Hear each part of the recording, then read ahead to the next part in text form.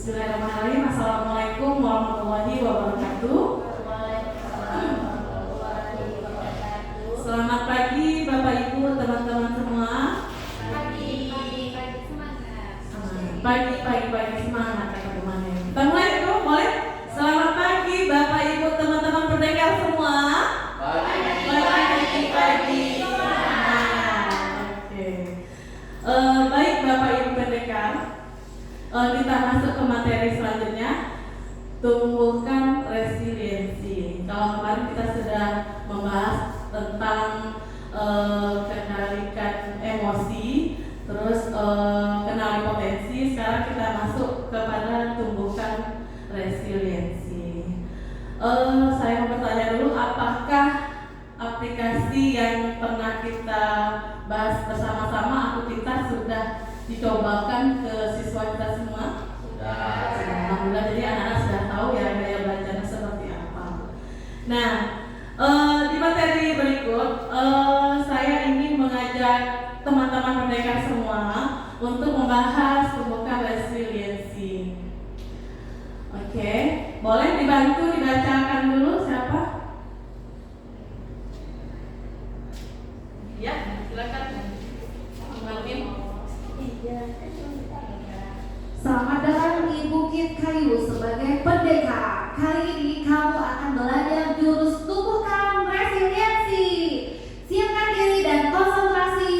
Siluman Fight Mindset akan menghalangi lawan dan kalahkan siluman itu sebagai tanda kamu sudah bisa menguasainya. Ada lagi yang mau coba? Boleh? Masih ada lagi pendekar? Silakan. Apa itu? Selamat datang di Bukit Kayu. Sebagai pendekar, kali ini kamu akan belajar jurus tumbuhkan resiliensi. Siapkan diri dan konsentrasi.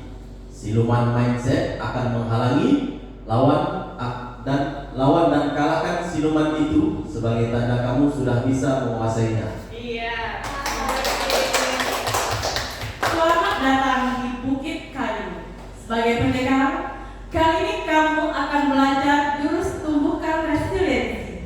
Siapkan diri dan konsentrasi. Siluman fixed mindset akan menghalangi lawan dan kalahkan siluman itu sebagai tanda kamu sudah bisa menguasainya. Jadi harapannya nanti kita kalahkan siluman. Nah, yuk. Sekarang saya akan mengajak para pendengar semua untuk bermain. Saya akan membagikan beberapa kartu. Kita bagi dua kelompok.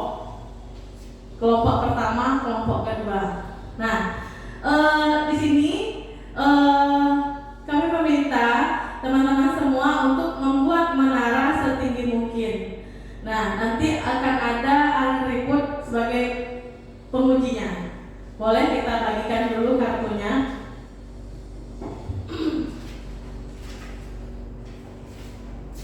Ini kelompok 1. Ini kelompok 1 ya, mana kelompok 1? Boleh ya kelompok di sana, kita di sini atau di sana? Di sini aja, boleh? Kalau sana nggak masuk. Ini boleh?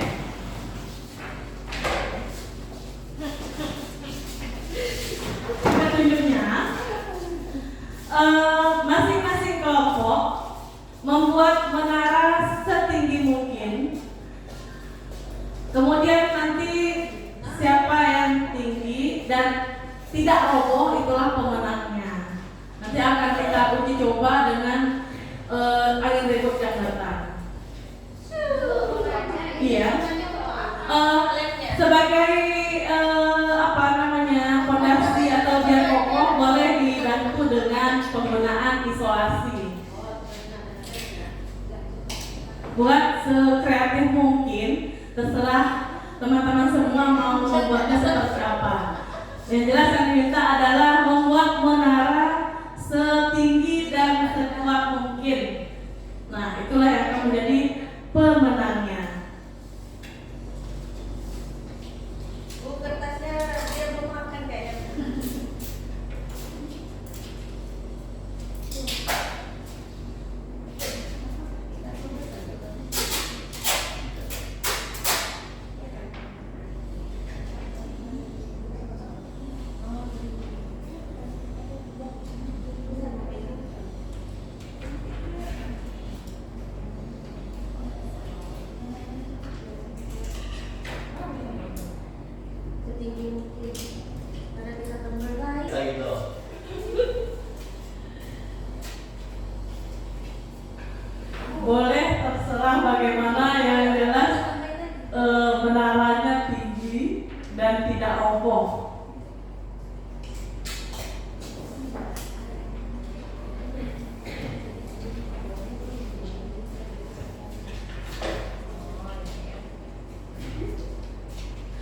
roboh menaranya. Ayo kelompok 1 kalahkan kelompok 2. Satu. Kelompok 2 kalahkan kelompok 1. Keluarkan jurus pendekarnya.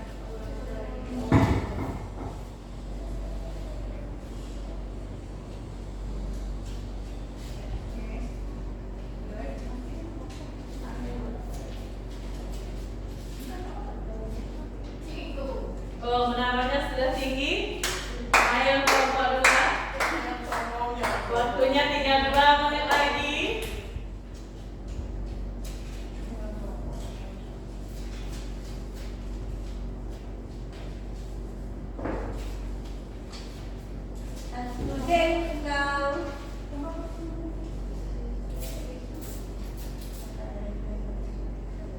Ayo, waktunya 2 menit lagi.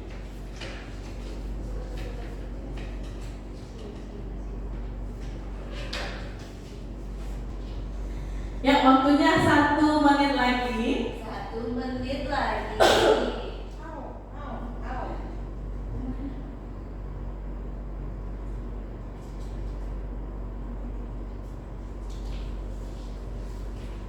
Ibu kapan yang nengok pendirian?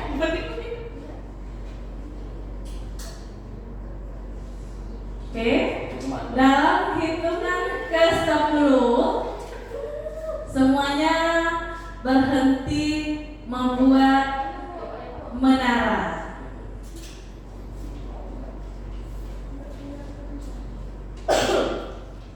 1, 2, 3, 4, 5, 6, 7, 8, 9, 10. Semuanya keluar dari arena pembuatan menara. Oke, sama-sama kita lihat kira-kira yang tinggi kelompok mana. 1, 2, 3, 4, 5, 6. Oke, 1, 2, 3, 4. Berarti yang paling tinggi adalah kelompok 1. Oke, sekarang kita lihat, kita uji dengan adanya angin puting beliung. Karena kelompok 2 membuat angin puting beliung ke sana. Apakah menaranya kelompok mewakili kelompok 2? Silakan. Ya, kita foto dulu hasil apanya, menaranya. Jangan ini berlatih nanti. Ayo, boleh strateginya dikasih. Mau seperti apa? Silakan. Kelompok 2 berikan angin puting beliung untuk kelompok 1. Oke. Iya. Keluar terus pendekarnya. 1, 2, 3. Dengan angin. Diembus boleh. Terus sekali bos ya. Terserah. Mau pakai tangan, mau pakai mulut. 1, 2, iya.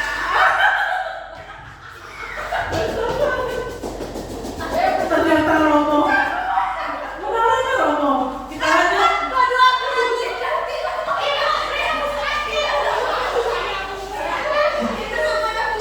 Silakan lanjutkan kelompok 1 berikutnya.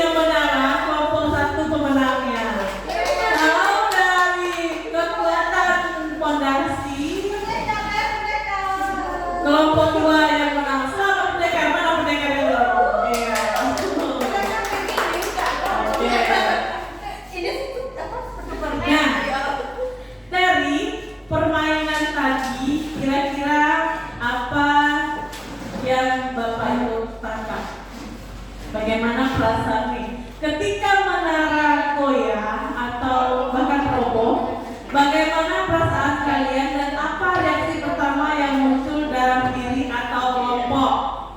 Apakah ada rasa frustasi, putus asa, ingin menyalahkan, atau semangat mencari solusi? Coba siapa yang bisa kira-kira? Oke, silakan.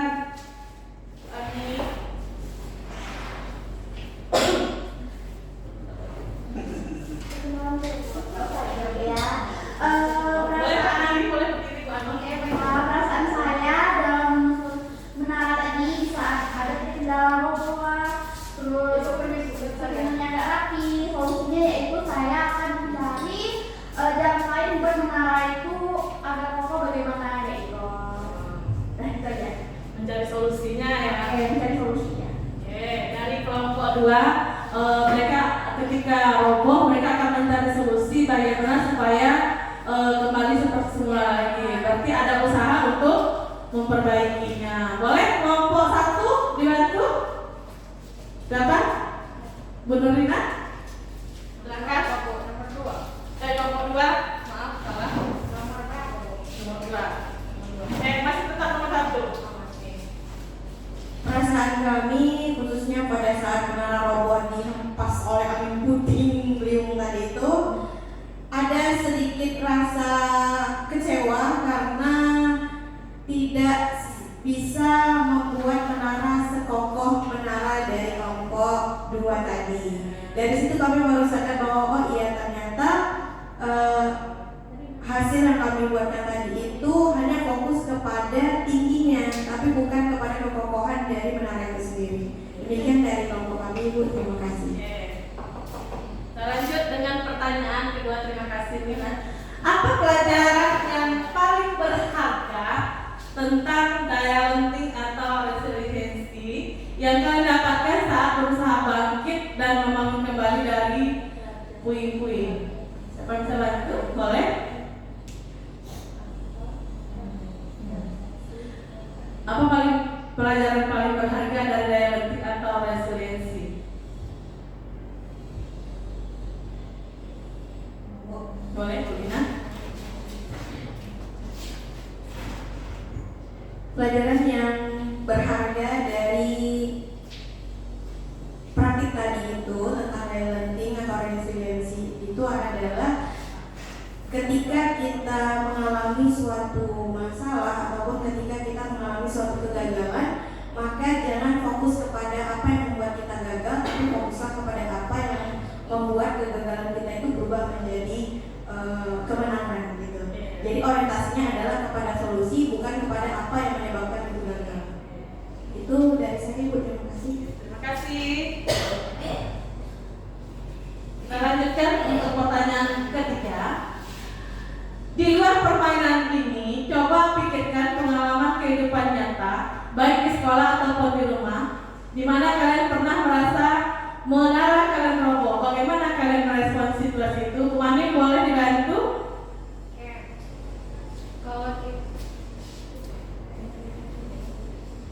Kalau kita baiklah, kalau kita hubungkan dengan kehidupan kita di kehidupan nyata, menara roboh itu sama dengan kita lagi menghadapi situasi masalah.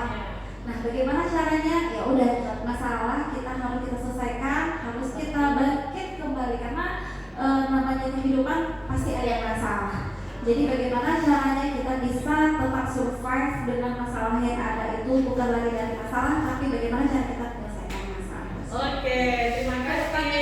Kita beri tepuk tangan untuk kita semua. Ketika kita menghadapi masalah, kita tidak boleh terpuruk dari masalah tersebut, tapi kita harus berjuang bagaimana kita menyelesaikan permasalahan tersebut. Nah, inilah yang disebut dengan daya lenting atau resiliensi.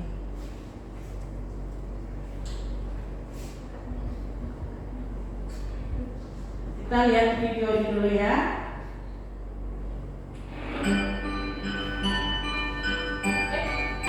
Videonya.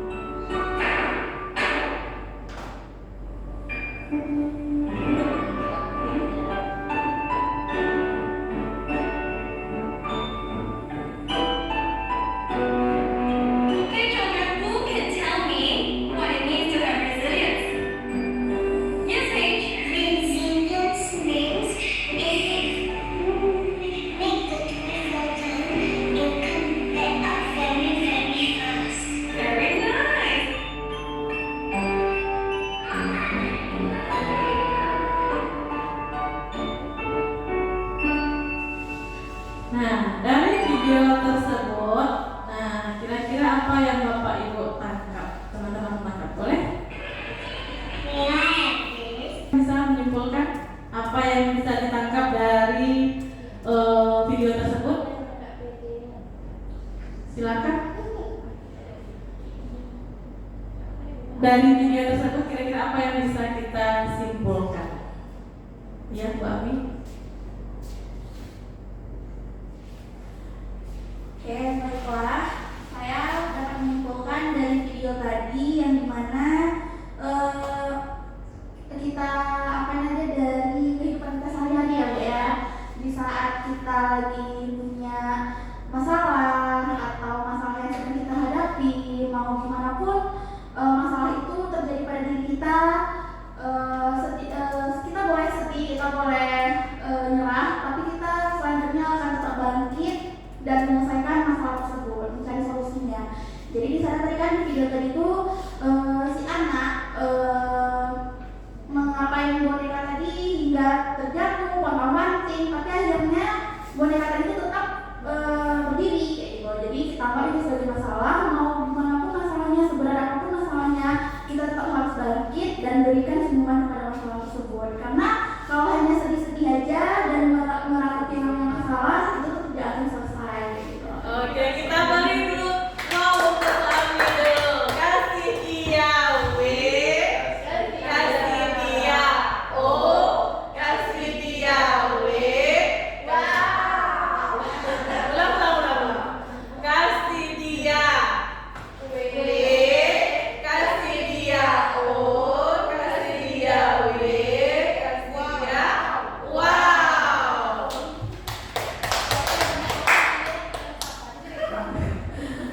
Jadi begitu ya teman-teman semua.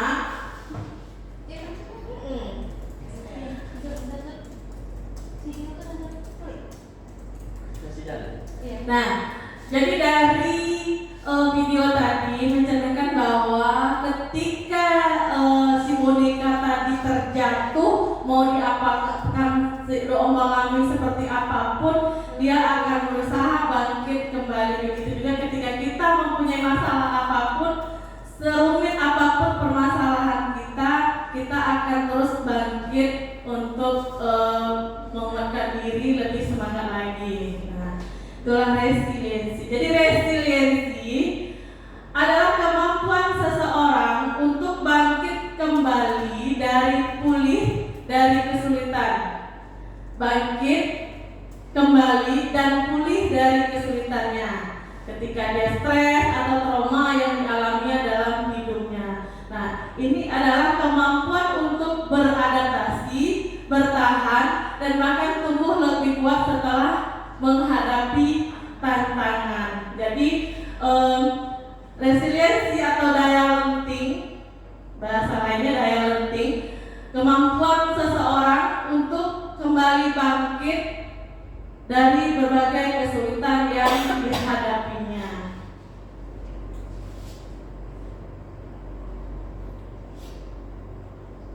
Nah, mengapa daya lenting semakin hari semakin penting? Nah, kenapa penting?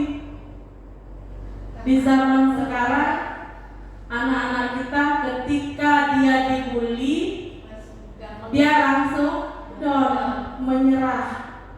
Nah, menyerah. Seperti yang sekarang kita lihat, banyak sekali terjadi pembulian yang kita lihat di sosial media. Begitu banyak sekali yang terjadi kasus-kasus pembulian. Nah, kita lihat contoh di sekolah kita saja. Ada anak kita yang ketika dia dibully di kelas, diejek temannya setiap hari, bahkan pada akhirnya mereka mengadu dan pindah sekolah. Nah, apakah menurut Bapak Ibu hal seperti itu adalah solusi? Tidak. Kenapa?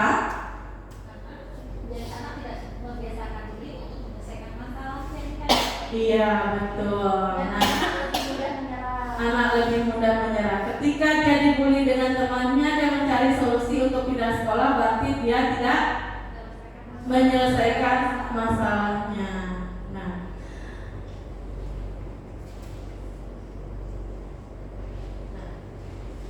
ini ada berbagai macam self resilience. Yang pertama itu ada emotional stability, bagaimana kemampuan emosionalnya, adaptability-nya, growth mindset-nya, positive perspektifnya, self compassion-nya. Kemudian bagaimana dia menghargai dirinya sendiri, self awareness. Iya, dengan kopinya ada cantik. Nah, sekarang kita lihat pola pikir dari si anak kembar.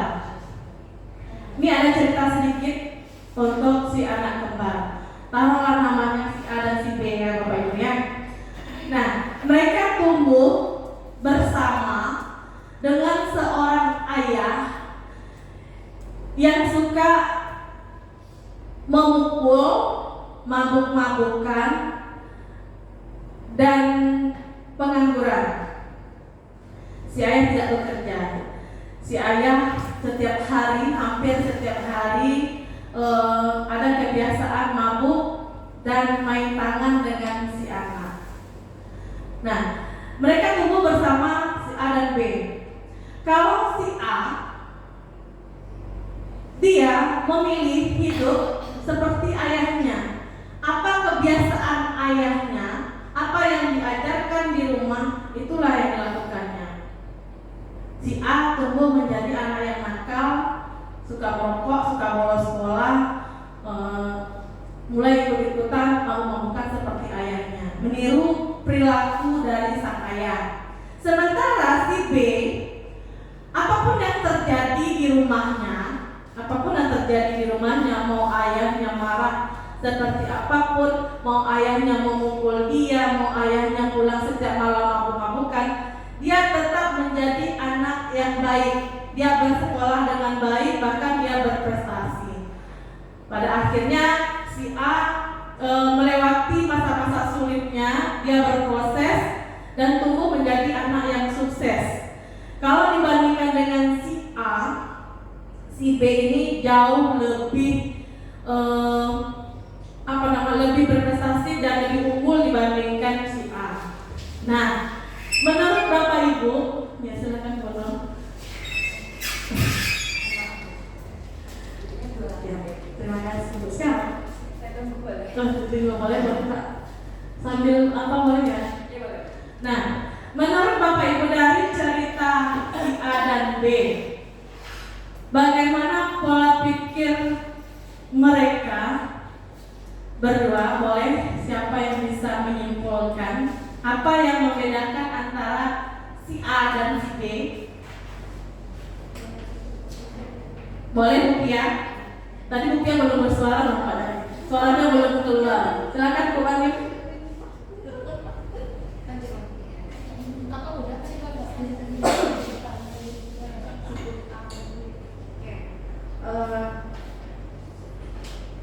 Kenapa bisa berbeda gitu ya punya? Karena dari si A ini kan dia mencontoh benar ayahnya nih, sementara si B ini berprestasi, dia belajar. Nah, kenapa itu? Karena si B ini dia berpikir gimana caranya untuk tidak sama dengan ayahnya, karena dia merasakan apa yang perlakuan ayahnya terhadap dirinya. Jadi dia nggak mau seperti itu. Jadi dia lebih memikirkan ke masa depannya, dia belajar belajar sungguh-sungguh biar tidak seperti ayahnya, karena dia itu sudah merasakan kan dihukum, misalnya seperti itu ayah sering membuka. Nah, sekarang dia dapat perlakuan itu. Nah, jadi si B ini mencoba untuk tidak mengikuti jejak ayahnya. Sementara si A itu padahal dia mereka punya aturannya sama, tapi berbeda pola pikirnya, berbeda mindsetnya, berbeda cara dia menyelesaikan, meniru. Nah, kira-kira bagaimana pola pikir dari si A dan bagaimana pola pikir si B? tadi kan sudah kemarin sampaikan tadi. Mungkin ada tambahan dari Bu Lina dulu. Boleh? Kira-kira pola pikir si A bagaimana, si B bagaimana? Baik, terima kasih atas kesempatannya Ibu Nining.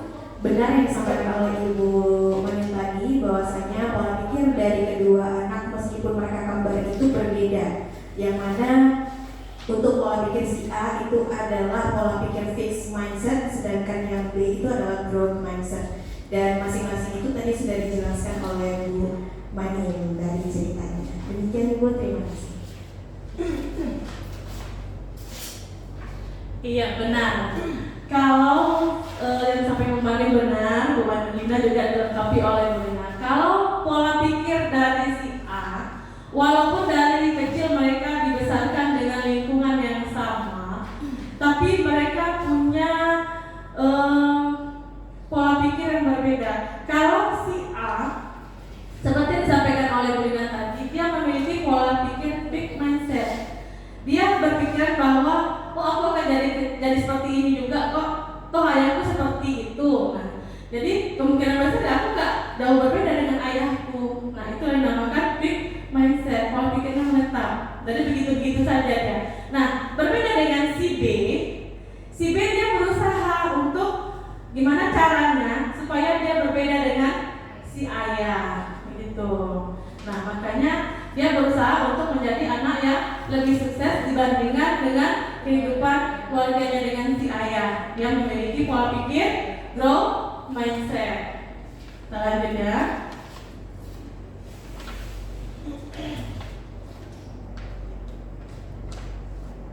Nah, coba kita baca sama-sama sekalimat di atas. Saya percaya bahwa kecerdasan dasar saya adalah sesuatu yang tidak dapat saya ubah terlalu banyak. Nah, kira-kira ini masuk fixed mindset atau growth mindset? Fixed mindset. Okay.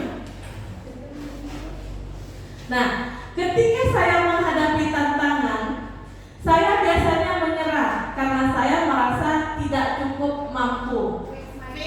Fixed mindset. Saya percaya bahwa saya dapat meningkatkan kemampuan dan bakat saya jika saya berusaha dan bekerja keras. Growth mindset. Oke, saya cenderung menghindari tantangan karena saya takut terlihat bodoh atau gagal. Fixed mindset. Saya melihat kegagalan sebagai kesempatan untuk belajar dan tumbuh, bukan sekedar bukti ketidakmampuan saya. Saya melihat growth mindset.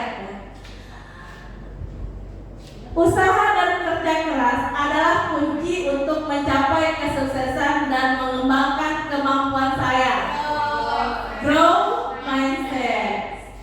Bakat alami adalah faktor terpenting dalam mencapai kesuksesan.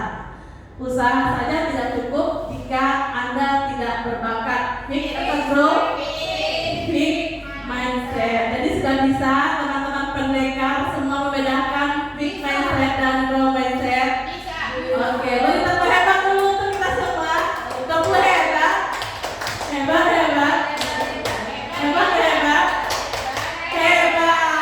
Tepuk tangan untuk Bunda dulu. Terima kasih Bunda. Sekali lagi.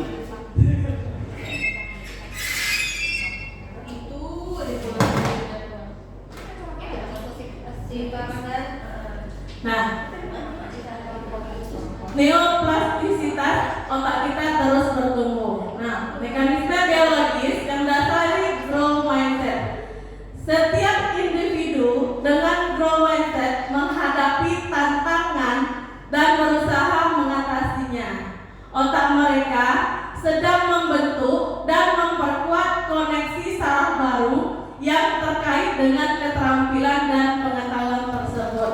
Nah, si growth mindset tadi yang punya pola pikir tumbuh tadi, dia akan berusaha untuk mencapai hal-hal yang baru. Dia selalu punya usaha, punya untuk mencapai setiap tantangan yang dihadapinya. Berbeda dengan civic mindset tadi, dia akan begitu-begitu saja menghadapi apapun masalahnya. Udahlah, biarkan aja lah, nanti juga selesai dengan sendirinya gitu. Dua gambar berikut, teman-teman semua, silahkan para pendekar, silahkan dilihat. Gambar berikut, kelas A, mereka sering dipuji. Oh hebat, selamat untuk kelas A karena kelas kalian mendapatkan juara 1 misalnya. Kemudian di kelas B, ayo anak-anak semangat belajarnya, ayo lebih didapatkan lagi potensi yang kita miliki.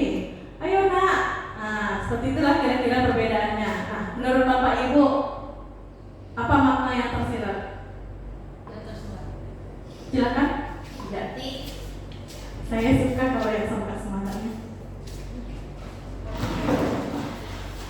Perbedaan dari dua kelas ini, untuk kelas A itu dipuji itu biasanya Bu bisa dia hanya memberikan semangat sementara. Jadi ketika si anak itu tidak diberikan pujian, maka dia akan down lagi gitu. Berbeda dengan kelas yang diberikan dukungan.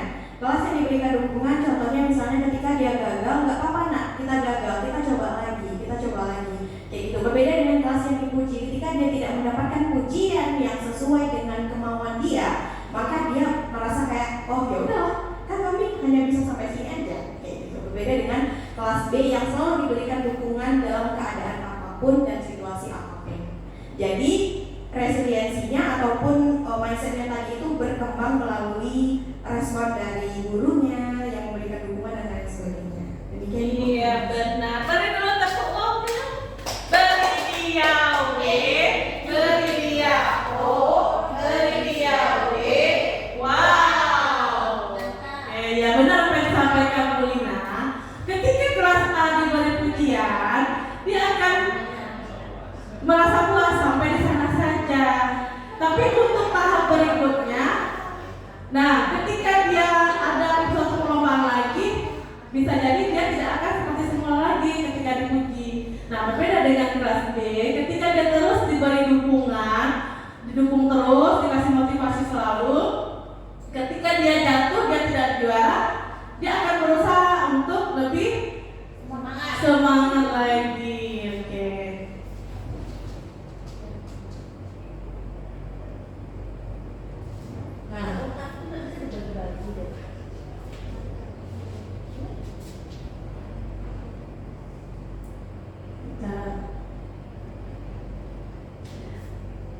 Anak sekarang kalau kita lihat mentalnya seperti mental apa?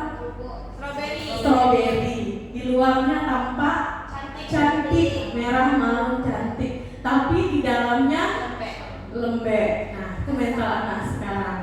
Nah, hampir rata-rata yang kasus yang kita temui di ruang konseling kita mengalami anak seperti itu. Di luar dia tampak cantik, ketika dia punya masalah, dia mulai goyang, mulai tidak down.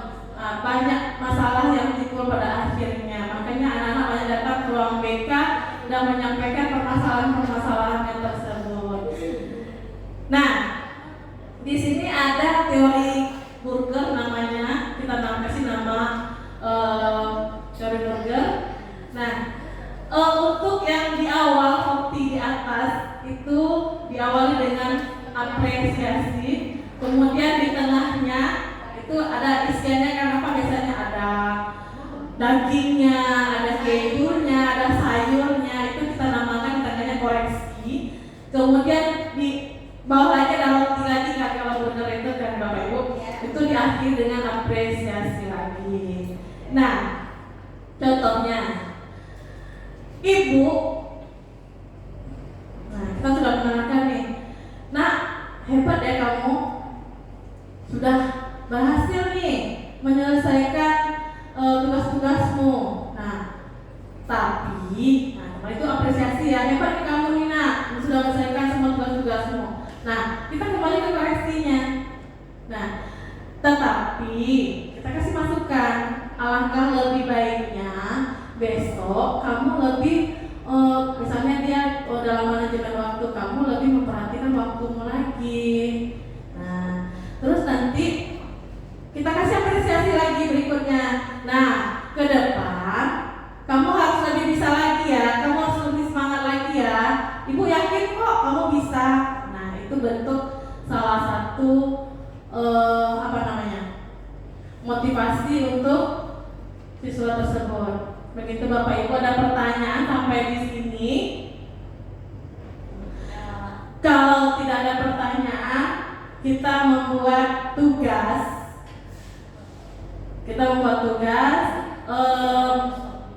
Melakukan teori burger, di mana Bapak Ibu menuliskan tentang bagaimana contoh apresiasinya bagaimana, kemudian koreksinya bagaimana, kemudian diapresiasi kembali.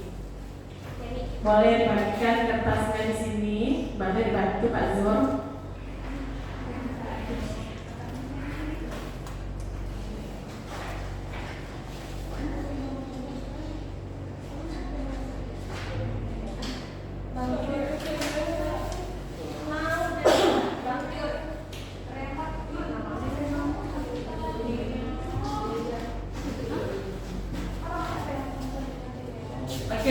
Bapak Ibu silakan membuat contoh apresiasi, koreksinya kemudian diapresiasikan kembali. Mungkin boleh dicontohkan dulu Pak Zur sebelum kita akhiri. Contoh apresiasinya bagaimana, koreksinya bagaimana, kemudian diapresiasikan. Contoh dengan anak OSIS, bagaimana kebetulan Pak Zur adalah pembina OSIS. Kalau di organisasi OSIS bagaimana?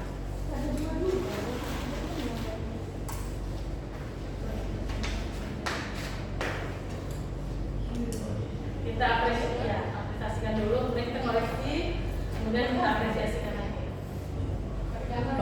Biasanya kalau saya di OSIS, boleh sini Pak Zur.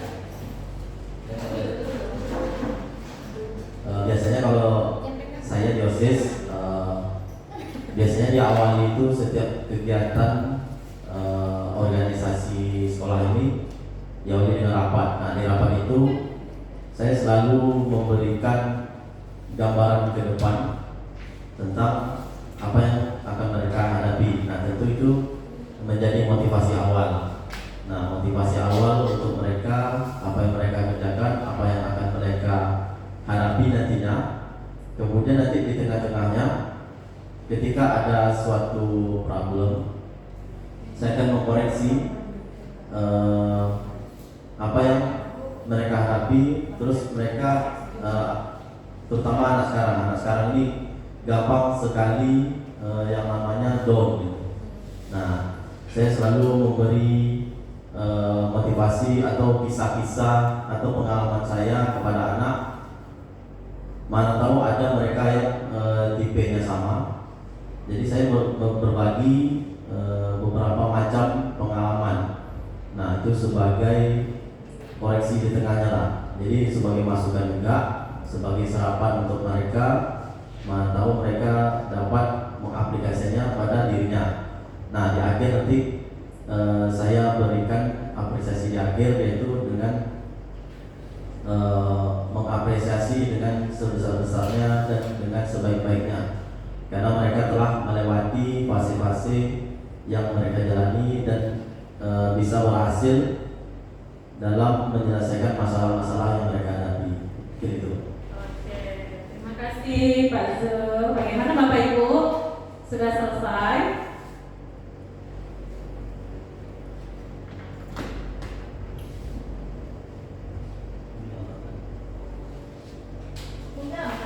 Boleh digambarkan.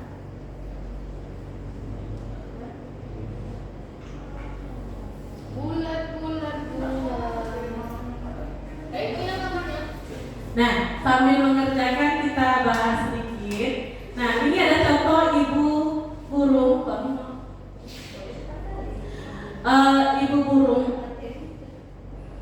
Ibu burung ini ketika anaknya mulai membesar, dia dia akan menendang anaknya. Tujuannya adalah supaya anaknya bisa belajar terbang. Nah, di sini ada bunyinya tega plus S. Nah, tega, tegas, tetapi tidak lembut. Itu contohnya orang tua ke anak. Hasilnya adalah orang tua menang, anaknya kalah. Tapi tegas dan lembut, hasilnya orang tua menang, anak menang. Tetapi kalau tidak tegas, tidak lembut, hasilnya adalah orang tua dan anak sama-sama kalah. Kemudian tidak tegas tapi lembut, apa yang terjadi? Orang tua kalah, anaknya menang.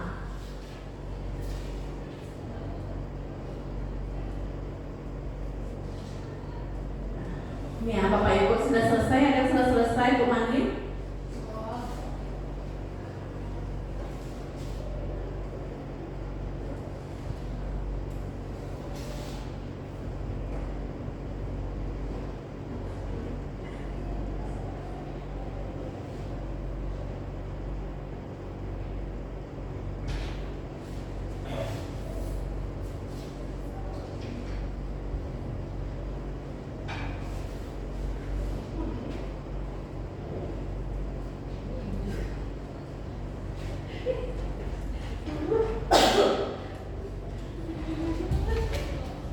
Sudah selesai? Boleh dibacakan Bu Lina? Hasil dari teori Burgernya tadi. Ya, teori burger yang saya buat itu saya ambil dari salah satu hasil konseling saya dengan anak waktu itu. Jadi anak ini awalnya adalah tipe anak yang kekurangan motivasi di sekolah. Kemudian yang saya lakukan adalah yang pertama saya panggil dia konseling, kemudian ini adalah panggilan konseling yang kedua kali. Jadi istilahnya tidak lanjut dari konseling sebelumnya.